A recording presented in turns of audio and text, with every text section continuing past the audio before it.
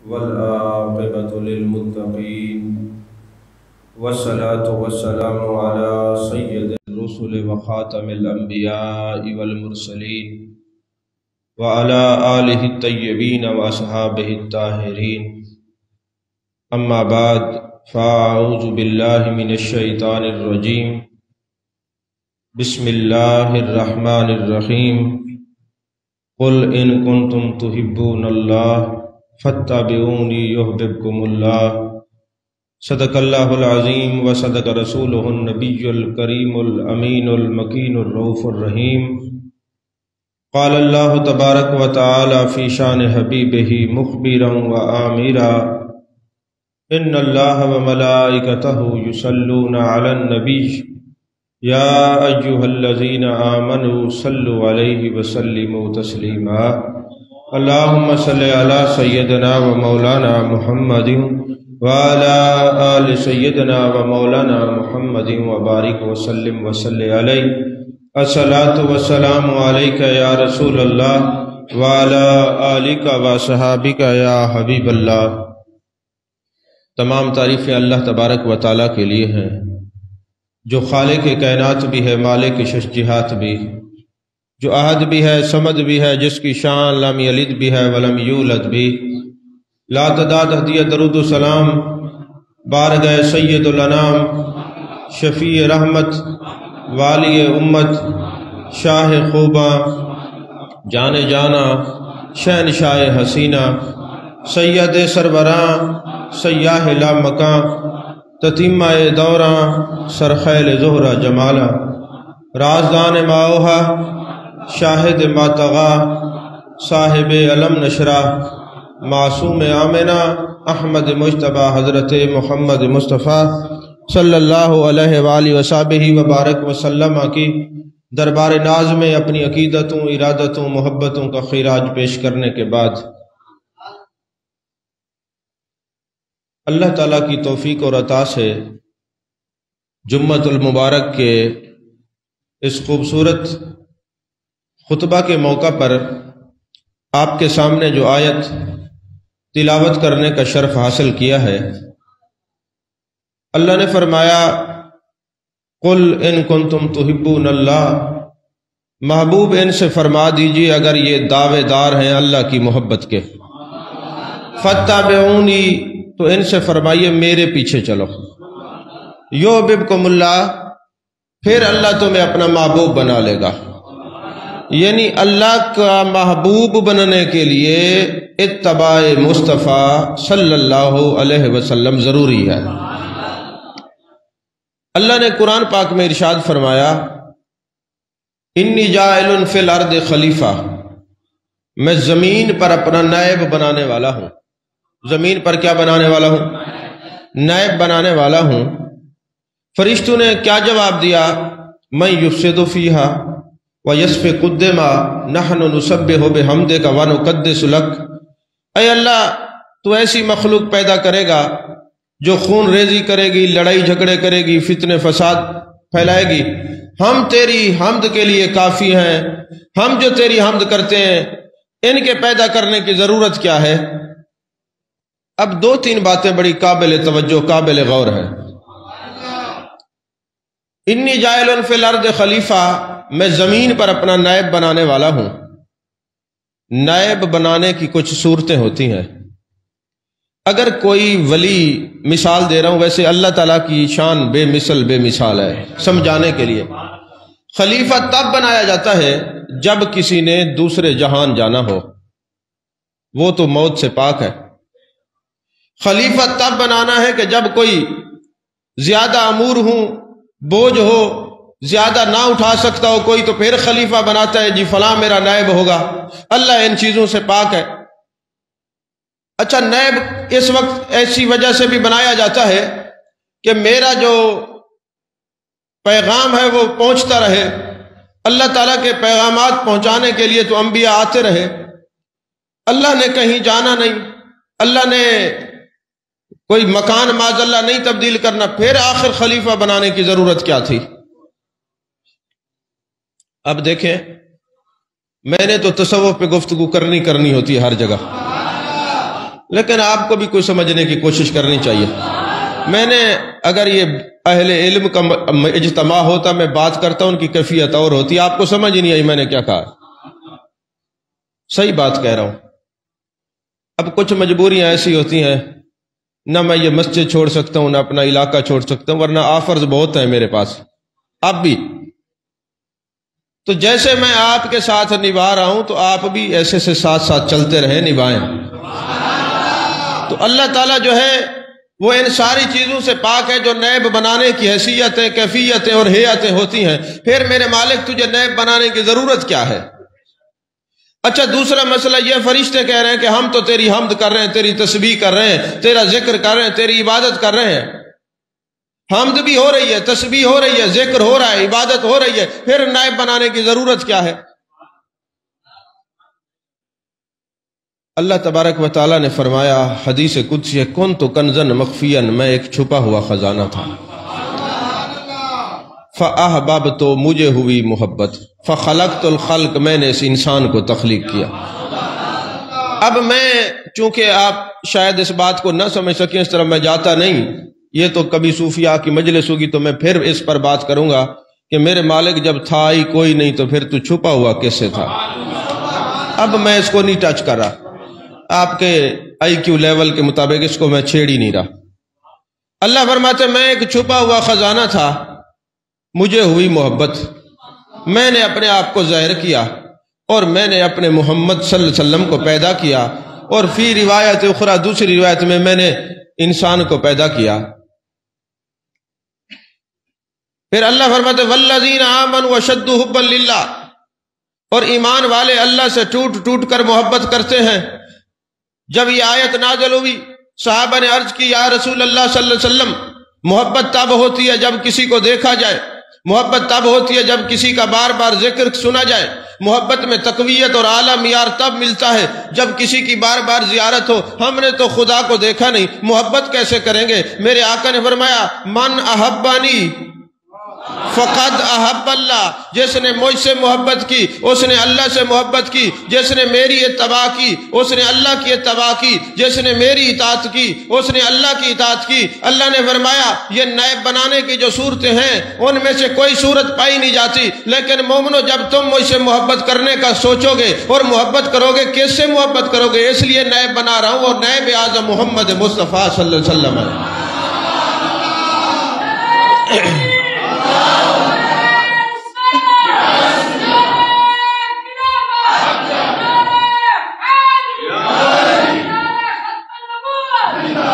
تو پھر ماننا پڑے گا اس انسان کو بنانے کی دو وجہ ہیں.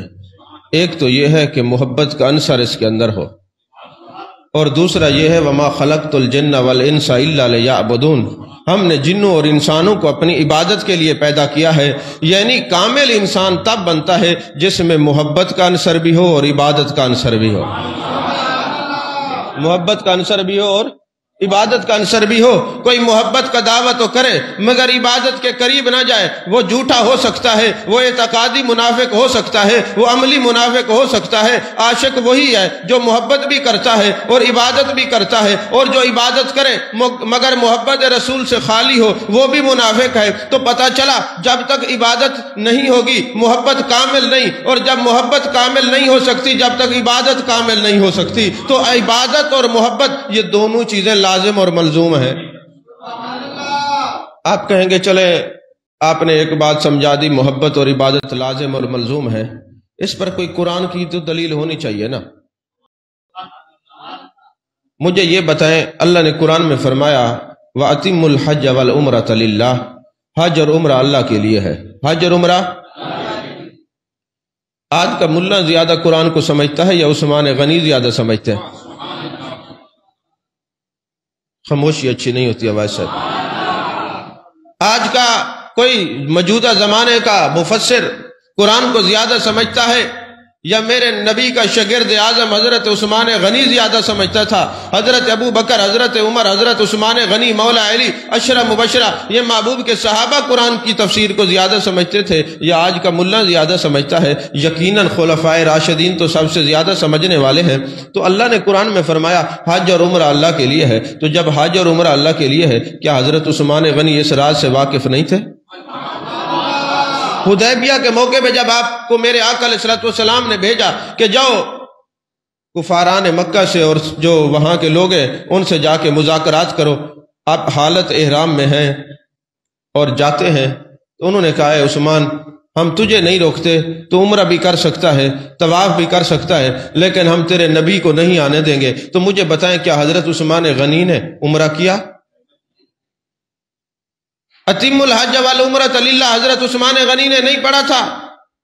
آج 14ویں صدی کا کوئی ملا ہوتا تو وہ کہتا ہمیں کیا ضرورت ہے، ہمیں تو موقع مل رہا ہے کعبے کا طواف کرنے کا، ہمیں تو موقع مل رہا ہے عمرہ کرنے کا، لہذا ہم طواف بھی کرتے ہیں عمرہ بھی کرتے ہیں، کوئی بات نہیں۔ مگر عثمان غنی تھے، وہ جانتے تھے وہ راز یہی ہے انسانیت کا کہ محبت بھی ہو عبادت بھی ہو، تو کہنے لگے بیت اللہ بھی یہی تھا، حجر اسود بھی یہی تھا، مطاف بھی یہی تھا، یہ جناب والا یہ مقام ابراہیم بھی یہیں پہ تھا، یہ اللہ کی نشانیاں بھی صفا مروہ بھی یہیں پہ تھی، لیکن ہم نے پہچانا ہے جن کی وجہ سے پہچانا ہے، آج ان کو چھوڑ کے اکیلا عثمان غنی طواف نہیں کر سکتا، عمرہ نہیں کر سکتا۔ اور ادھر میرے آقا فرما رہے ہیں لوگوں نے کہا عثمان تو مزے میں ہیں، وہاں جائیں گے وہ عمرہ کریں گے طواف کریں گے، میرے آقا فرما رہے ہیں نہیں نہیں، عثمان کو میرے بغیر چین نہیں آتا، جب تک میں ساتھ نہیں ہوں گا عثمان عمرہ نہیں کریں گے۔ تو پتا چلا حضرت عثمان غنی نے کہا کہ اگر میں عبادت کرتا ہوں تو محبت کا پہلو چھوٹتا ہے، عبادت کامل نہیں ہوتی، اگر محبت ہو عبادت نہیں ہوتی، عبادت نہ ہو محبت نہیں ہوتی، دونوں چیزیں لازم اور ملزوم ہیں۔ حضرت عثمان غنی نے یہ مہر لگا کے بتا دی قیامت تک آنے والے مومنوں یاد رکھنا جو عقیدہ ہے امیر المومنین کا وہی نظریہ ہے سارے مسلمین کا۔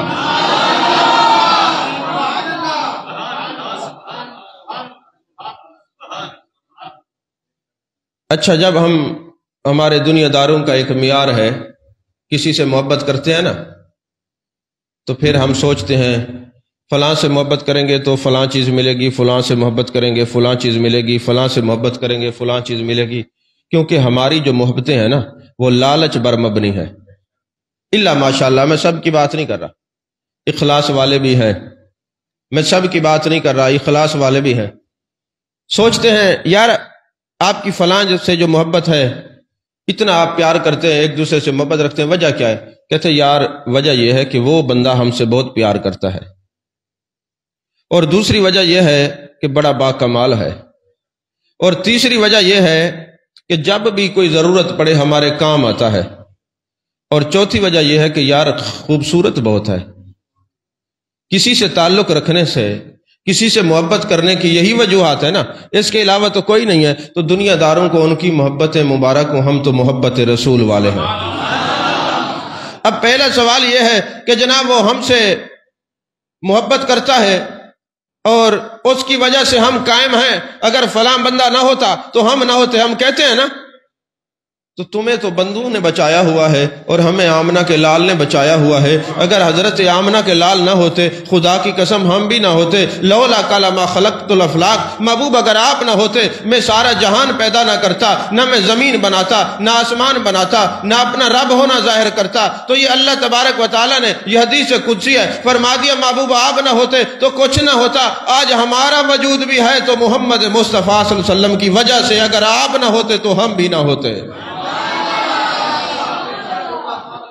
آپ لوگوں سے تعلق اس لیے رکھتے ہیں نا کہ جی یار آج جو میں کچھ ہوں نا فلاں کی وجہ سے ہوں، تم فلاں کی وجہ سے ہو، ہم حضرت محمد مصطفیٰ صلی اللہ علیہ وسلم کی وجہ سے ہے کہ اگر آپ نہ ہوتے تو ہم نہ ہوتے۔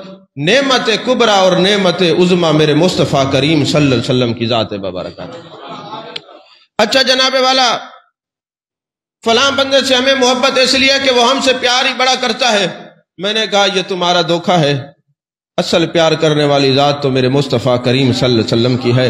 آپ دنیا میں تشریف لائے، آتے ہی فرمایا رب حب لی امتی، اے اللہ میری امت کو بخش دے۔ آپ نماز میں کھڑے ہیں، امت کے لیے رو رہے ہیں۔ آپ غار میں جاتے ہیں، امت کے لیے رو رہے ہیں۔ آپ بازار میں جاتے ہیں، امت کے لیے رو رہے ہیں۔ یہ محبوب کو امت سے پیار اتنا ہے نا، امت سے پیار اتنا ہے، جنگلوں میں روتے ہیں، صحراؤں میں روتے ہیں، وادیوں میں روتے ہیں، پہاڑوں میں روتے ہیں۔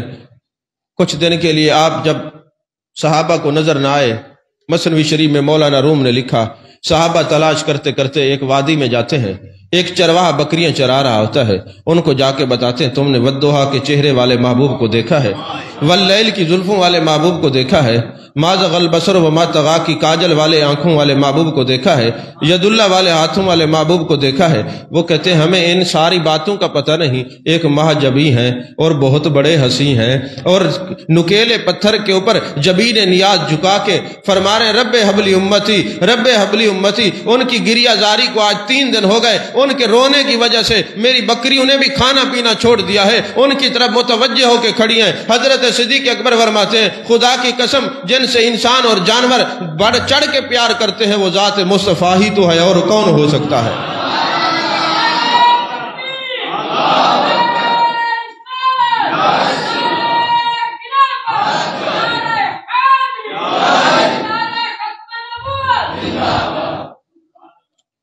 اچھا، آپ بڑے پڑھے لکھے اور اہل علم بیٹھے ہیں، میں آپ سے ایک سائل بن کے سوال کرتا ہوں۔ قرآن پاک کی 6666 آیات بینات ہیں، احادیث مبارکہ لاکھوں کی تعداد میں ہے۔ میرے آقا علیہ الصلوۃ والسلام دنیا میں تشریف لائے، فرمانے لگے رب حب لی امتی۔ یہ کس کو یاد کر رہے تھے؟ اپنی امت کو یاد کر رہے تھے نا۔ غار میں کس کو یاد کر رہے تھے؟ معراج کی رات کس کو یاد فرما رہے تھے؟ غاروں میں کس کو یاد فرما رہے تھے؟ غار میں بھی یاد کر رہے تھے، اور جب میرے آقا دنیا سے تشریف لے گئے، آپ کو سپرد الہ جب کیا گیا،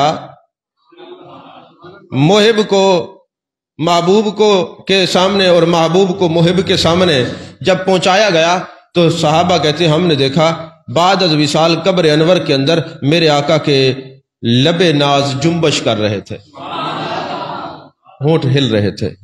ہم نے توجہ کی، کان لگائے تو فرما رہے تھے رب حب لی امتی، رب حب لی امتی، اے اللہ میری امت کو بخش دے، اے اللہ میری امت کو بخش دے، اے اللہ میری امت کو بخش دے۔ تو مجھے آپ یہ بتائیں، آپ دنیا میں آئے، امت کو یاد رکھا، آپ غار میں گئے، امت کو یاد رکھا، آپ معراج پہ گئے، امت کو یاد رکھا، آپ مزار میں گئے، امت کو یاد رکھا۔ اور یاد رکھنے کا عربی میں معنی ہوتا ہے ذکر کرنا۔ تھوڑی دیر پہلے آپ کا ذکر ہو رہا تھا، مطلب ہم آپ کو یاد کر رہے تھے، فَاذْكُرُونِي أَذْكُرْكُمْ، تم میرا ذکر کرو میں تمہارا ذکر کروں گا۔ تو میں آپ سے پوچھتا ہوں، جب محبوب اپنی امت کو یاد کر رہے تھے، امت کا ذکر کر رہے تھے، کہیں اللہ نے فرمایا محبوب تم اپنی امت کا ذکر کرو؟ تو بغیر کسی دلیل کے جب محبوب امت کا ذکر نہیں بھولتے، تو امتی بغیر دلیل کے اپنے نبی کا ذکر کیوں چھوڑے؟ یہ دلائل کسی اور کے لیے ہوں گے، ہمیں نبی کے ذکر کے لیے کسی دلیل کی ضرورت نہیں۔ ارے وفا کا تقاضا یہی ہے کہ جس نبی مکرم نور محتشم صلی اللہ علیہ وآلہ وسلم کو میرے آقا علیہ الصلوۃ والسلام نے جو ہے نا امت کو نہیں بھلایا، امت کو یاد رکھا۔ اب یہ کیسا امتی ہے، یہ کیسا منافق ہے جو نبی کے ذکر کے لیے دلائل مانگتا ہے؟ ارے بغیر کسی دلیل کے نبی نے ہمیں نہیں چھوڑا، بغیر کسی دلیل کے ہم نبی کا ذکر نہیں چھوڑیں گے۔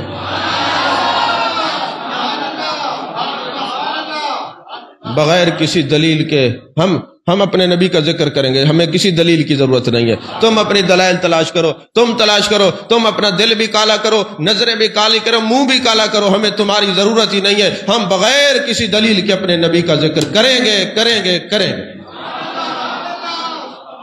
اچھا مجھے یہ بتائیں، اور ذکر کس کا کرے؟ حضور غزالی زمان راضی دوران سیدی و سندی سید احمد سید شاہ صاحب کاظمی رحمۃ اللہ علیہ تقریر فرما رہے تھے۔ آپ کا جو استدلال تھا، یقین فرمائیں استدلال بھی آپ کے استدلال پہ ناز کیا کرتا تھا۔ ایسے لگتا تھا جیسے الفاظ اور استدلالات اور مسائل مستنبط ہونے والے جو معاملات ہیں آپ کے سامنے ہاتھ جوڑ کے کھڑے. آپ نے محبوب کا ذکر کیا نا تو مجمع سے ایک بندہ کھڑا ہو گیا، کہنے لگا حضور یہ بتائیں آپ حد سے زیادہ نبی کا ذکر کرتے ہیں. آپ نے فرمایا مولانا آپ نبی کے ذکر کی حد بتا دے، ہم کراس نہیں کریں گے. اس نے کہا حد ہی نہیں ہے. فرمایا پھر تو بیٹھ جا، پھر ہم بے حد ہی ذکر کریں گے اپنے نبی کا، کوئی حد ہی نہیں ہے. اچھا کچھ لوگ کہتے ہیں یار تمہیں کیا ہو گیا ہے، تم اٹھتے بیٹھتے ہر وقت نبی پر درود پڑھتے ہو، نبی کا ذکر کرتے ہو، اور ہر وقت کبھی کہتے ہو والضحیٰ کا چہرہ ہے، کبھی کہتے ہو واللیل کی زلفیں ہیں، کبھی کہتے ہو ما زغ البصر وما طغیٰ کے کاجل والی آنکھیں ہیں. تم ہر وقت محبوب کا ذکر کرتے ہو، اس کا سبب کیا ہے؟ ہر وقت ہی ذکر کرتے رہتے ہو. میں نے کہا مجھے یہ بتاؤ خدا کس کا ذکر کرتا ہے؟ ان اللہ وملائکتہ یصلون علی النبی یا ایھا الذین آمنوا صلوا علیہ وسلموا تسلیما. جی ہم درود و سلام نہیں پڑھتے. میں نے کہا تمہیں کہا ہی نہیں ہے یا ایھا الذین آمنوا، ایمان والوں کو کہا ہے، جس کو کہا ہے وہ پڑھتے بھی ہیں پڑھاتے بھی ہیں. جن کو حکم ہے نا وہ ذکر کرتے بھی ہیں کراتے بھی ہیں، درود پڑھتے بھی ہیں پڑھاتے بھی ہیں، سلام پڑھتے بھی ہیں پڑھاتے بھی ہیں. تمہیں کہا ہی نہیں. تمہارا کیا لینا دینا درود و سلام سے؟ اللہ ہر وقت اپنے محبوب کا ذکر کرتا ہے کہ نہیں کرتا؟ تو پتہ چلا محبوب کا ہر وقت ذکر کرنا سنت الہیہ ٹھہری ہے نا. تو پھر تم ہمیں سنت الہیہ سے کیوں روکتے ہو؟ اچھا ویسے مجھے ایک بات سمجھ نہیں آتی. ہمیں کہتے ہیں آپ مزارات پہ نہ جاؤ، میلاد نہ مناؤ، فلاں نہ کرو فلاں نہ کرو فلاں نہ کرو. جب ہم ان سے سوال کرتے ہیں کہ آپ یہ ہمیں کیوں کہتے ہم تو آپ کو ہدایت دیتے ہیں. میں نے کہا ہدایت دینے والا کون ہے؟ تو پھر کوئی کام ہمیں بھی ڈائریکٹ کرنے دو. تم تو ہمارے ہادی نہ بنو، جو ہمارے ہادی اور رہبر ہیں وہ ہمارے آقا ہمارے لیے کافی. بات میں نے بڑی کیا، آپ کو سمجھ نہیں آئی؟ سمجھ نہیں آئی آپ کو؟ عزیزان محترم، جی فلاں میرا جو دوست ہے میں اس لیے محبت رکھتا ہوں، بڑا با کمال ہے. میں نے کہا بڑا با کمال ہوگا، بلغ العلا بکمالہ کشف الدجی بجمالہ حسن الجمیع خصالہ صلوا علیہ وآلہ. میرے آقا سے بڑھ کر کوئی با کمال نہیں ہو سکتا. جی فلاں میرا جو دوست ہے نا جی وہ ہر جگہ میرے کام آتا ہے، اس لیے میں محبت کرتا ہوں. میں نے کہا ایک مقام آئے گا تیرا دوست تجھے چھوڑ جائے گا. ہم نے جس نبی سے محبت کی ہے نزا کا عالم ہو تب بھی ہمیں نہیں چھوڑتا. پیدا ہوئے کان میں اذان پڑی تو پتہ چلا نسبت مصطفیٰ کام آئی. اکثر کالجز اور یونیورسٹیز میں جاتے ہیں نا تو میں اکثر یہ بات آپ کو بتاتا رہتا ہوں، وہاں کے حالات اور سوالات بتاتا رہتا ہوں. تو وہ سوال کرتے جناب آپ اسلام کی بات کرتے ہیں، انسانیت کی بات کیا کریں؟ آپ جی جب بھی آتے ہیں آپ کو بلاتے ہیں، آپ اسلام کی بات کرتے ہیں، انسانیت کی بات کیا کریں؟ میں نے کہا چلو انسانیت کی بات کر لیتے ہیں، ذرا انسانیت پہ تھوڑا سا غور فکر کر لیتے ہیں. مجھے یہ بتائیں جب کوئی لڑکا پیدا ہوتا ہے یا لڑکی یا بچہ پیدا ہوتا ہے اس کے کان میں اذان دیتے ہیں، یہ اذان دینا سنت ہے یا فرض ہے؟ بولیے یار. چلیں اسی بہانے آپ کو یہ تو پتہ چل جائے گا سنت ہے. ویسے اگر ایک دفعہ دائیں کان میں اذان اور ایک دفعہ تکبیر کہہ دیے تب بھی ٹھیک ہے، ورنہ طریقہ کاری ہے یہ 3 مرتبہ اذان دو اور 3 مرتبہ تکبیر کہو. اچھا چلیں جو بندہ کان میں اذان دیتا ہے بچوں کے، یہ اذان سنت ہے کہ فرض ہے؟ اچھا کسی کے بال بڑھ جائیں یا ناخن بڑھ جائیں اس کو کاٹنا سنت ہے کہ فرض ہے؟ لڑکے کا ختنہ کرنا سنت ہے کہ فرض ہے؟ داڑھی کا خط بنانا سنت ہے کہ فرض ہے؟ غیر ضروری بال صاف کرنا سنت ہے کہ فرض ہے؟ اچھا یہ ساری سنت ہیں، شکر ہے آپ کو یاد ہے. مجھے یہ بتائیں کہ کوئی بندہ پیدا ہونے کے بعد یہ ساری سنتیں چھوڑ دے، یا جس دن اس کو یہ سمجھ آ جائے کہ ہم نے اسلام کی بات نہیں کرنی، ہم نے انسانیت کی بات کرنی ہے، وہ انسان بن جائے اور یہ چھوڑ دے، 6 مہینے کے بعد پتہ ہی نہیں چلے گا انسان کا بچہ بیٹھا ہے یا ریچھ کا بچہ بیٹھا ہے. تو انسان کو انسان بنانے والی ذات مصطفیٰ صلی اللہ علیہ وسلم ہے. اللہ تعالیٰ نے فرمایا، اللہ کے محبوب نے فرمایا اللہ جمیل ویحب الجمال. اللہ نے یہ پیدا کر دیا ہے، اللہ نے جمال والا پیدا کیا ہے، اور آمنہ کے لال نے اس کو حسین کر دیا ہے. آمنہ کے لال نے اس کو حسین کر دیا ہے. تو پیدا ہوئے نبی کی نسبت کام آئی، جب تک زندہ رہے نہ ریچھ بنے، نہ بندر بنے، نہ ہاتھی بنے، یہ نبی کی نسبت کی وجہ سے ایسے بچے رہے نا۔ وما کان اللہ لیعذبہم وانت فیہم، محبوب جہاں آپ جلوہ گر ہوتے ہیں ہمارا عذاب نہیں ہوتا۔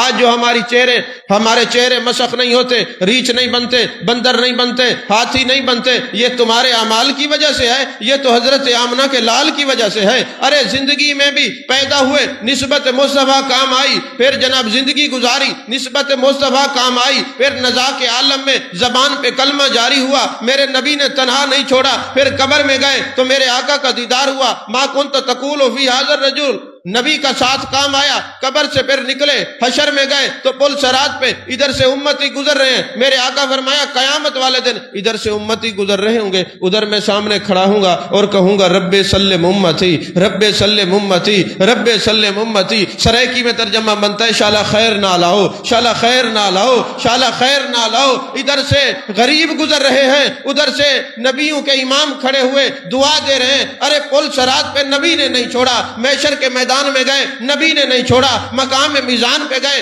نبی نے نہیں چھوڑا، پھر نبی نے کہیں نہیں چھوڑا، پھر ہاتھ پکڑا جنت میں لے گئے، فرمایا تم مجھ سے محبت کرتے تھے، میرا وعدہ تھا من احبنی کان معی فی الجنہ، جو مجھ سے محبت کرے گا جنت میں میرے ساتھ ہوگا۔ او دنیا میں تم نے میرا ساتھ نہیں چھوڑا، آمنہ کا لال آج آخرت میں تمہارا ساتھ نہیں چھوڑے گا۔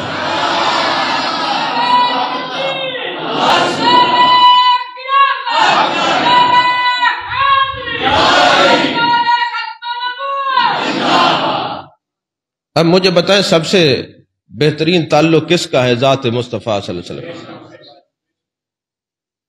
اچھا کوئی کہے جی ہم تعلق مصطفیٰ کو نہیں مانتے، میں نے کہا تمہاری لٹریشن قبر میں بڑی ہوگی، بڑی ہوگی۔ اب آپ کہیں گے جی قبر میں کیسے لٹریشن ہوگی؟ میرا آپ سے ہمیشہ ایک سوال رہے گا، قیامت والے دن میزان تلے گا، میزان لگایا جائے گا، اعمال تلیں گے کہ نہیں؟ نماز، روزہ، زکوٰۃ، حج سارے میزان میں تولے جائیں گے، پھر قبر کے اندر عذاب کس چیز کا ہوتا ہے؟ بندہ جب قبر میں جاتا ہے سوال ہوتا ہے من ربوں کا، تیرا رب کون ہے؟ مواحد جو کہتے صرف اللہ کی بات کرو، اللہ کی بات کرو، اللہ کے علاوہ کسی کا نام نہ لو، میلاد نہ مناؤ، یہ نبی کا ذکر کیوں کرتے ہو؟ بس اللہ کی بات کرو۔ اگر صرف اللہ کی بات کرنے سے بات چلتی اور بندہ بچتا تو پھر قبر میں ایک ہی سوال ہوتا نا۔ اچھا پھر جو نظریے رکھتے ہیں کہ جناب بندہ مر جاتا ہے، مر کے مٹ جاتا ہے، ختم ہو جاتا ہے، اگر مٹ گیا تو یہ سوالات کیسے ہو رہے ہیں؟ آپ کو نہیں سمجھ آئی؟ اگر مٹ گیا پھر یہ قبر میں من ربوں کا ما دینوں کا سوال کیسے ہو رہے ہیں؟ اچھا میں نے ایک محدث کو پڑھا، مجھے بڑی لذت آئی۔ محدث نے لکھا کہ من ربوں کا وہ پوچھتے ہیں کہ تیرا رب کون ہے، تو صرف اللہ اللہ کرنے والوں کی تو جان یہیں سے چھوٹ جاتی، وہ کہہ دیتے اللہ ربی۔ اب فرشتے دوسرا سوال کیوں کرتے ہیں؟ کہتے وجہ دراصل یہ ہے کہ اللہ اللہ سبھی کرتے ہیں، اب یہودی بھی پڑھتے ہیں، عیسائی بھی پڑھتے ہیں، ہر نبی کے امتی کلمہ پڑھتے ہیں، اب دیکھیں صحیح اللہ کو مانتا ہے کس مذہب میں مانتا ہے؟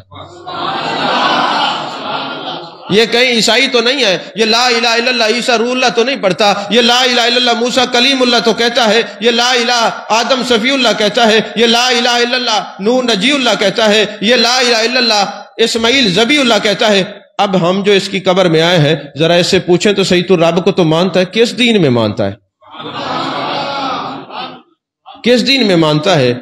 ما دینوں کا، تیرا دین کیا ہے؟ رب کو تو مانتا ہے، ہم نے سن لیا، اب یہ بتاؤ کس دین میں مانتا ہے؟ وہ کہتے ہیں دینی الاسلام، دین اسلام میں مانتا ہوں۔ اچھا اللہ اللہ تو سبھی کرتے ہیں، اسلام کا تو نام سبھی لیتے ہیں، اب ہمیں بتا جب زندگی جو گزار کے آیا ہے وہاں تو نے نبی کا ذکر کیسا کیا؟ اب یہ بتا۔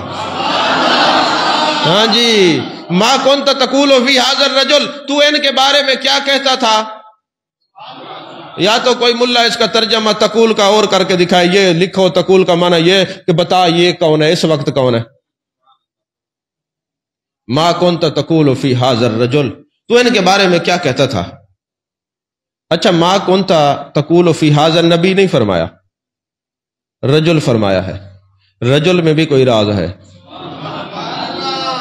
رجل میں بھی، کیونکہ ما کان محمد ابا احد من رجالکم، اور ما کنت تقول فی ھذا الرجل کوئی رجال جو کہے کوئی بات ضرور ہے، اللہ نے بدعقیدہ کی نفی فرما دی کہ اگر نبی ہوتا تو لوگ کہتے یہ روحانی طور پہ تصویر دکھائی جاتی ہے، رجل کہتے اس کو ہیں جس کے اندر روح بھی ہو جسم بھی ہو۔ پتہ چلا میرے آقا کی جو زیارت قبر میں کرائی جاتی ہے، کھڑکی نہیں کھولی جاتی، میرے آقا بنفس نفیس غلام کی قبر میں تشریف لاتے ہیں۔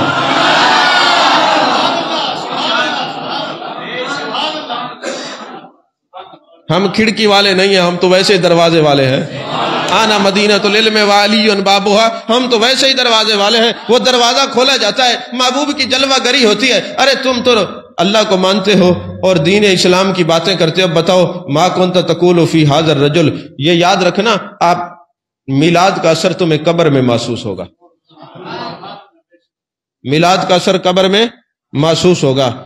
کیسے ہوگا؟ جب لوگوں کے درس قرآن ہوتے ہیں، وہ معاذ اللہ کہتے ہیں نبی ختم ہو گئے، وہ جی وہ تو معاذ اللہ ختم ہو گئے، ان کی جو الفاظ ہیں یقین فرمائیں زبان لرزتی ہے۔ میں اس سٹیج پہ نہ ان کا نام لیتا ہوں نہ ان کے نظریات کو پیش کرتا ہوں، ان کے ملاؤں نے پڑھایا قبر میں نہیں آ سکتے، وہ مٹ گئے۔ ہمارے علماء نے بتایا کہ تمہیں موت یہ اس لیے دی گئی ہے کہ یہ موت مٹانے کے لیے نہیں آتی، یہ قبر میں نبی سے ملانے کے لیے آتی ہے،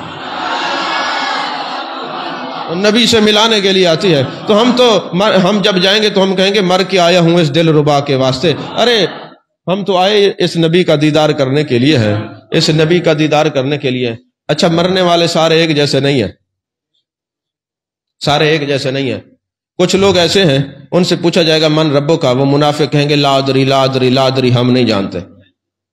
اچھا کچھ پہچان بھی لیں گے، اور پھر میرے آقا نے فرمایا ابن شیبہ کی حدیث پا کے کچھ لوگ ایسے ہوں گے کہ مجھے اتنے پیارے ہوں گے، مجھ پہ درود و سلام پڑھنے والے ہوں گے، میرے والضحیٰ کے چہرے کا ذکر کرنے والے ہوں گے، واللیل کی زلفوں کا ذکر کرنے والے ہوں گے، ما زغ البصر وما طغیٰ کی کاجل کی آنکھوں کا ذکر کرنے والے ہوں گے، ید اللہ کے ہاتھوں کا ذکر کرنے والے ہوں گے، میرے معجزات میرے کمالات ہر وقت مجھے وہ تکتے رہتے ہوں گے۔ جب وہ قبر میں جائیں گے فرشتے پوچھیں گے من ربو کا، میں وہاں جلوہ گر ہوں گا، میں کہوں گا فرشتوں یہ اپنے خاندان کو چھوڑ کے آیا ہے، عزیز و اقربا کو چھوڑ کے آیا ہے، موت کی سختی برداشت کر کے آیا ہے، بتا دے گا میرا رب اللہ ہے۔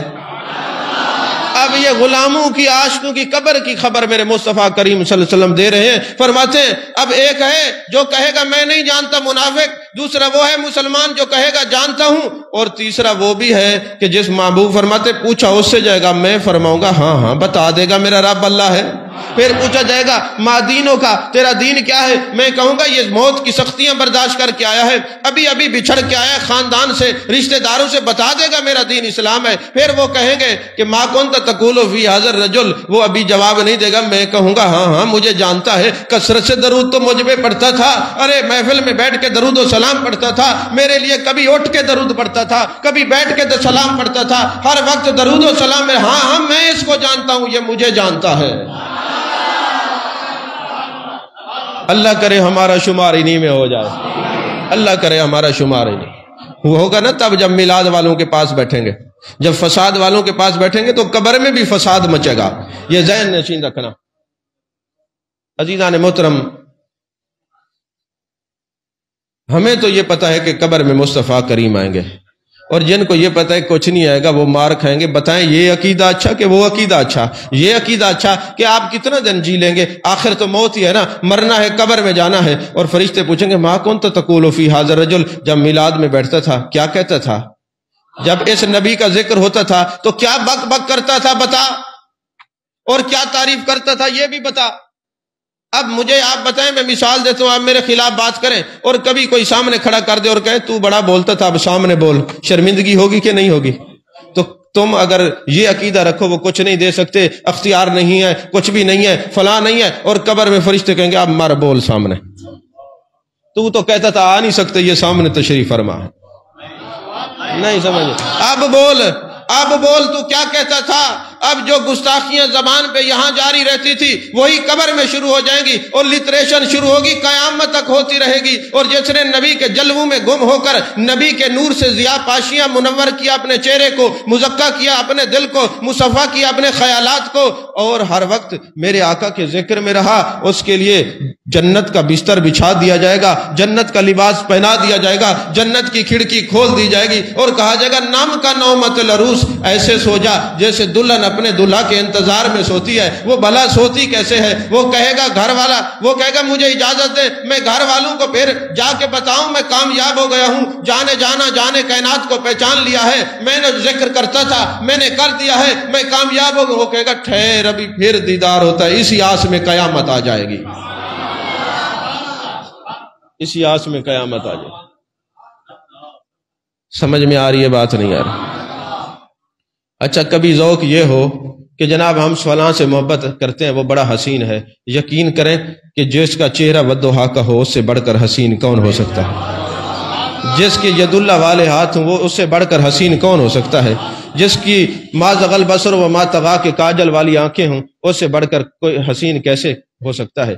ایک جگہ ایک بندے نے سوال کیا، جی بعض لوگ کہتے ہیں ہمارے نبی تو ہمارے جیسے ہیں، تو اگر ہمارے نبی ہمارے جیسے ہیں تو پھر ان میں اور ہم میں کیا فرق ہے؟ میں نے کہا تمہارا یہ عقیدہ غلط ہے، تمہارے جیسے کیسے ہو سکتے ہیں؟ ایک بات میں تمہیں سمجھاتا ہوں، وہ آسان ہے، دوسری ذرا مشکل ہے، اور انشاءاللہ اس کے بعد تو کبھی کہے گا نہیں ہمارے جیسے ہیں۔ میں نے کہا تیرے باپ کا نام کیا ہے؟ اس نے نام بتایا، میں نے کہا ذرا کلمہ پڑھ کے سنا، اس نے کہا لا الہ الا اللہ محمد الرسول اللہ۔ میں نے کہا باپ کا کلمہ پڑھتا ہے؟ کہتے نہیں۔ میں نے کہا پھر وہ تمہارے جیسے کیسے ہو گئے؟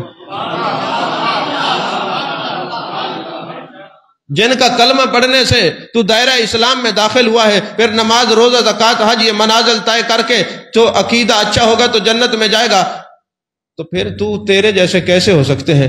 چلیں اس سے بھی ایک سخت مثال دیتا ہوں۔ جو کہے نبی ہمارے جیسے ہیں، آپ کے ساتھ بھی بازاروں میں، صحراؤں میں، میدانوں میں، درباروں پہ ہر جگہ یہ ایسے سوال کرتے ہیں، آپ اس سے پوچھیں کہ اگر تو یہ کہتا ہے کہ میرے بھی دو ہاتھ ہیں، معاذ اللہ نبی کے بھی دو ہیں، میری بھی دو آنکھیں، جیسے ہمارے جسم کے اعضاء ہیں ویسے بھی نبی کے ہیں، تم اتنا اپنے نبی کا ذکر کیوں کرتے ہو؟ تو اس کو کہنا کہ جب تو گھر جائے نا تو اپنی ماں کو پکڑ لینا کہ تو میری بیوی ہے، جیسے میری ماں کی شکل ہے ویسے تیری ہے، مجھے بتا تو جب اپنی ماں کو بیوی کہہ دے اور جس نظر سے ماں کو دیکھتا ہے بیوی کو دیکھے، جس نظر سے بیوی کو دیکھتا ہے ماں کو دیکھے، تو ایمان میں رہے گا؟ کہتے نہیں، تو کافر ہو جاؤں گا۔ تو میں نے کہا نادان، جس نظر سے تو اپنی ماں کو دیکھتا ہے بیوی کو دیکھے ایمان سے نہیں رہ سکتا، جس پلیت نگاہ سے اپنے آپ کو دیکھتا ہے اسی نگاہ سے میرے نبی کو دیکھتا ہے، شرم نہیں آتی تجھے؟ نہیں سمجھ آئی بات آپ؟ یہ زاویے کسی اور کے ہوں گے، ہم تو اعلیٰ حضرت کے غلام ہیں، ہمیں تو انہوں نے عشق بھی پلایا ہے اور پڑھایا بھی ہے۔ تو میرے نبی سے بڑھ کر کون حسین ہو سکتا ہے؟ میمونہ بنت کردم ایک دن اپنے والد سے کہنے لگی، حضور مہربانی فرمائے میں آقا کا دیدار کرنا چاہتی ہوں۔ والد آپ کو محبوب علیہ السلام کے پاس لے آئے، تو جب واپس آپ کے پاس لے آئے نا تو میرے آقا سواری پہ تشریف فرما تھے اور کہنے لگے بیٹی دیکھو سامنے میرے آقا جانے کائنات صلی اللہ علیہ وسلم تشریف فرما ہے۔ میمونہ بنت کردم کہتی ہیں کہ جیسے ہی میں نے دیکھا، محبوب کے چہرے کو نہ دیکھ سکی، محبوب کے جو پاؤں کی یہ انگلی مبارک تھی اس کو دیکھا، اتنی حسین، اتنی حسین، اتنی حسین کہ میں تو حیرت میں رہ گئی، میں چہرے کو دیکھ ہی نہیں سکی۔ تو میں نے جناب والا آپ کی اس انگلی مبارک کو، پاؤں کو تکتی رہی، جن کا پاؤں اتنا خوبصورت ہے اس نبی کا چہرہ کتنا خوبصورت ہوگا۔ اپنا انداز ہم زمانے سے جدا رکھتے ہیں، ہم تو محبوب بھی محبوب خدا رکھتے ہیں۔ کوئی کسی کا کوئی محبوب ہوگا، کسی کا کوئی محبوب ہوگا، ہمارے محبوب تو میرے مصطفیٰ کریم صلی اللہ علیہ وسلم ہیں۔ قدموں کو جبیں پہ رہنے دو، چہرے کا تصور مشکل ہے۔ قدموں کو جبیں پہ رہنے دو، چہرے کا تصور مشکل ہے، چاند سے بڑھ کر ہے ایڑی، رخسار کا عالم کیا ہوگا۔ عزیزان محترم، ایک مرتبہ ایسا ہوا، حضرت ابو ہریرہ رضی اللہ تعالیٰ عنہ کو میرے آقا نے سپہ سالار بنا کے نجد کی طرف بھیجا۔ جب آپ وہاں تشریف لے گئے تو وہاں کا جو سردار تھا نا سمامہ بن اسال، اس کو گرفتار کر کے لائے۔ سمامہ بن اسال کو جب گرفتار کر کے لائے نا تو میرے آقا نے فرمایا اس کو ایک پلر کے ساتھ باندھ دو، ستون کے ساتھ اس کو باندھ دیا گیا۔ جب وہ نبی کا ذکر ہوتا وہ کان بند کر لیتا، نبی کا ذکر نہیں سنتا تھا جیسے آج نہیں سنتے کچھ لوگ، تو وہ کان بند کر لیتا تھا۔ اب سرکار نے فرمایا اس کو باندھ دو، وہ ستون کے ساتھ اس کو باندھ دیا گیا۔ اب میرے آقا اس کے سامنے جاتے ہیں اور فرماتے ہیں سمامہ ذرا آنکھیں کھولو مجھے دیکھو۔ وہ آنکھیں بند کر لیں، پتہ چلا ذکر سے اور زیارت سے کوئی اور آنکھیں بند کرتے ہیں۔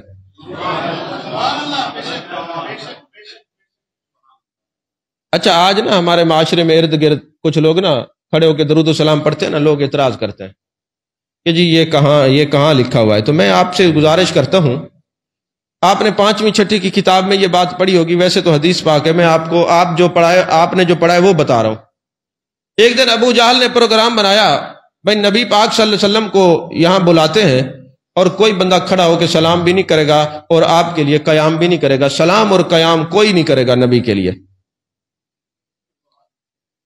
تو سب سے پہلے کس نے یہ سلام اور قیام کا جو نظریہ ہے دیا ہے کہ نہیں کرنا نبی کے لیے؟ اور جب محبوب تشریف لائے سب سے پہلے وہی کھڑا ہوا تو اس کے ساتھیوں نے کہا نامراد ہمیں منع کرتا تھا، تو خود کھڑا ہو گیا. کہا کسی نے کان سے پکڑ کے کھڑا کر دیا ہے. وہ کھڑا ہونے والی بات تو بعد کی ہے. مجھے آپ یہ بتائیں کہ سب سے پہلے سلام اور قیام سے منع کس نے کیا ہے؟ ذرا آپ جب دیکھیں نا کوئی فتویٰ آپ کو لگے، آپ اس کے پیچھے چلے جائیں کہ یہ سب سے پہلے کس نے دیا ہے. نہیں سمجھ آئی؟ میرے محبوب کا دین تو یہ ہے کہ آپ تو فرماتے ہیں جو تمہارے قبیلے کا سردار آ جائے اس کے لیے کھڑے ہو جاؤ. تو امت کا نبیوں کا سردار آ جائے، نبیوں کے سردار کے لیے کھڑا ہونا کیسے منع؟ اچھا پھر دوسری بات یہ ہے، ہم جب سرکار کے ذکر کے لیے کھڑے ہوتے ہیں نا، سلام کے لیے کھڑے ہوتے ہیں، تو لوگ اعتراض کرتے ہیں کہ جی یہ کہاں لکھا ہوا ہے. میں آپ کو یہ عرض کر دوں، اللہ تعالیٰ نے فرمایا وَرَفَعْنَا لَكَ ذِكْرَكَ، محبوب ہم نے آپ کی خاطر آپ کا ذکر بلند کیا ہے. اور دوسرا جالتوں کا ذکروں کا ذکری، ذکروں کا ذکری، محبوب ہم نے آپ کے ذکر کو اپنا ذکر کر دیا ہے. اب جب مصطفیٰ کا ذکر خدا کا ذکر ہے تو اللہ نے فرمایا الذین یذکرون اللہ قیاما وقعودا وعلی جنوبہم. ذکر کرو کھڑے ہو کر، ذکر کرو بیٹھ کر، ذکر کرو لیٹ کر، ذکر کرو لوٹ کر. تو جب محبوب کا ذکر خدا کا ذکر ہے اور کوئی کھڑے ہو کے کرتا ہے تو قرآن پہ عمل کرتا ہے. ملا تجھے کیا پرابلم ہے؟ نہیں سمجھ آئی؟ اب سمامہ کو میرے آقا فرماتے ذرا مجھے دیکھو، آنکھیں بند کر لیتا ہے، کان بند کر لیتا ہے. 2-3 دن جب گزر گئے نا، اس نے کہا یار آخر مجھے جو محبوب فرماتے مجھے دیکھوں تو صحیح ہے کیسے؟ کہتے میں نے تھوڑی سی آنکھ کھول کے نا ترچھی نظر سے جیسے چہرہ محبوب کو دیکھا پھر دیکھتا ہی رہ گیا. بس میرے دیکھنے کی دیر تھی. اس نبی کی نظر سے کوئی چیز پوشیدہ تھوڑی ہے. میرے آقا میرے سامنے فرمایا اب اس کو کھول دو، اس کو چھوڑ دو. میرے آقا نے مجھے کھول دیا، چھوڑ دیا، آزاد کر دیا. ساتھ میں گیا، ایک جگہ پہ غسل کیا، میں واپس آیا. اے جانے کائنات صلی اللہ علیہ وسلم مجھے کلمہ پڑھائیں. میرے آقا نے فرمایا میں نے تو تمہیں چھوڑ دیا، واپس کیوں آئے ہو؟ تو عربی میں اس نے شعر کہا جس کا ترجمہ یہ بنتا ہے اپنے قدموں سے جدا کر کے تماشا نہ بنا، کیا کہے گی خلق اپنا بنا کے چھوڑ دیا. حضور آپ نے ہمیں کیسے چھوڑا؟ ایسے چھوڑا کہ اپنا بنا کے ہی چھوڑا ہے. ارے میرے آقا تو اتنے کریم ہے، جس کو بھی چھوڑتے ہیں اپنا بنا کے چھوڑتے، مطلب چھوڑتے ہی نہیں ہے. جمعے پہ ٹائم مختصر ہوتا ہے، ابھی میں تمہید باندھ رہا تھا، وقت ختم ہو گیا. جو تیاری میں کر کے اس میں سے 1% بھی گفتگو نہیں کر سکا. اللہ میری حاضری کو قبول فرمائے. اب چونکہ موسم بہار آ رہی ہے، ربیع الاول کا مہینہ آ رہا ہے، اور اسی طرح حسب سابق کئی دن پروگرام کئی پروگرام ایک دن میں ہوں گے. تو انشاءاللہ جہاں سے میں نے بات ختم کی ہے، زندگی نے وفا کی، تو انشاءاللہ اگلے جمعے یہیں سے شروع کریں گے. وآخر دعوانا الحمدللہ رب العالمین.